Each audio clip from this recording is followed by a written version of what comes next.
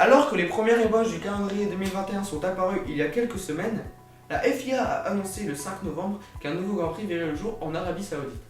Ce Grand Prix se déroulera la nuit dans les rues de Jeddah. Ce circuit sera donc au calendrier en 2021 et en 2022 au moins. Pour l'instant, aucun tracé n'a été officialisé. J'ai trouvé cependant sur Twitter ces deux images, mais rien d'officiel, donc nous ne prendrons pas le temps de les étudier. Ce n'est donc pas le tracé en soi qui va faire l'objet de cette vidéo, mais plutôt ce que représente un Grand Prix en Arabie Saoudite. Suite au tragique événement dont les États-Unis ont dû faire face en début d'année, le monde du sport a souhaité mettre en place de nouvelles choses afin d'espérer à des changements. En NBA par exemple, il y a eu une grève de plusieurs jours à l'initiative des joueurs. Au football, nous avons pu observer des messages de soutien sur les maillots ou lors des célébrations de buts. La Formule 1, elle, a mis en place la campagne We Race as One, ce que l'on pourrait traduire par Nous roulons unis.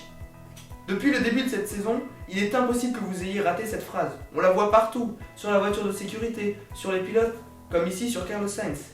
Il y a même des produits dérivés comme ce pull, ce mug ou cette coque pour iPhone. En plus de cette campagne, une minute de silence contre le racisme a été mise en place avant chaque départ. Toutes ces nouvelles mesures, couplées au combat que Lewis Hamilton, seul pilote de couleur de la grille, entreprend sur les réseaux sociaux, laissent penser que la F1 met tout en place pour lutter contre le racisme, l'homophobie et toute forme de discrimination. Tout ce que je viens d'énoncer est en contradiction avec l'arrivée de ce nouveau Grand Prix. En effet, l'Arabie Saoudite était l'un des 8 pays à ne pas avoir signé la Déclaration universelle des droits de l'homme lors de son adoption en 1948, et le pays reste aujourd'hui le seul à s'opposer à ce texte. Dans ce pays, la liberté d'expression est quasi inexistante, les femmes n'ont aucun droit, et toute personne s'opposant au régime est qualifiée de terroriste. Alors, pourquoi la F1 se rend-elle dans ce pays? Eh bien la question est très simple. En effet, comme toute entreprise, la F1 cherche à engranger un maximum d'argent, peu importe la manière. Si la F1 a choisi de mettre en avant la campagne We Race as One, c'est simplement par but marketing. En effet, à travers cette campagne, les fans se sentent rassurés, pensant que leur sport favori fait part au progrès. Cette campagne va aussi permettre d'intéresser un jeune public. En effet, la F1 et Liberty Media cherchent à intéresser les jeunes comme vous et moi, et la plupart du temps, les jeunes ont des idées progressistes. Alors, il ne sera pas impossible en 2021, lors du Grand Prix d'Arabie Saoudite, qu'on puisse observer sur des voitures comme la McLaren le drapeau LGBT dans un pays où l'homosexualité est considérée comme un crime, pouvant être condamné jusqu'à la peine de mort. La F1 est comme tout dans le système capitaliste. Elle cherche à générer du bénéfice par tous les moyens. Et pour figurer au calendrier 2021, il est sûr que les Saoudiens ont dû dépenser un maximum d'argent. Voilà. Maintenant que j'ai expliqué ce point, je voulais aborder une autre chose en lien avec le Grand Prix d'Arabie Saoudite. Cette chose.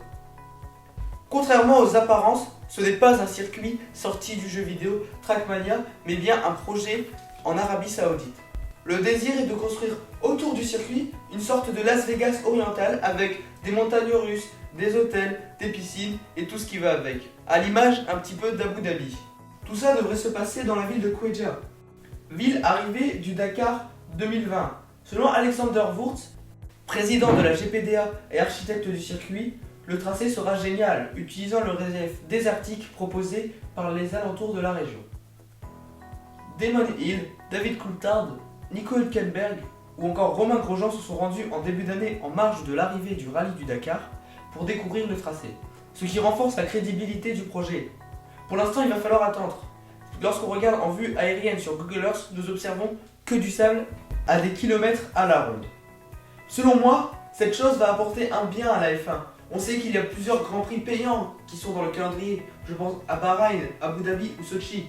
Si l'on prend le circuit de Sakhir, je suis sûr de ne pas être le seul à penser que ce circuit est réussi. Il nous a proposé des éditions allant de passable à incroyable. Il comporte plusieurs zones de dépassement, le climat extrême fait souffrir les pilotes et c'est l'un des tracés qui use le plus les pneus. Abu Dhabi est déjà moins excitant. Les éditions qui se sont déroulées durant la dernière décennie ne nous ont pas apporté grande satisfaction, le championnat étant déjà joué. Et Sochi, c'est tout simplement le pire circuit de la saison. Aucune dénivelée, des zones de dégagement interminables et des virages à 90 indénombrables.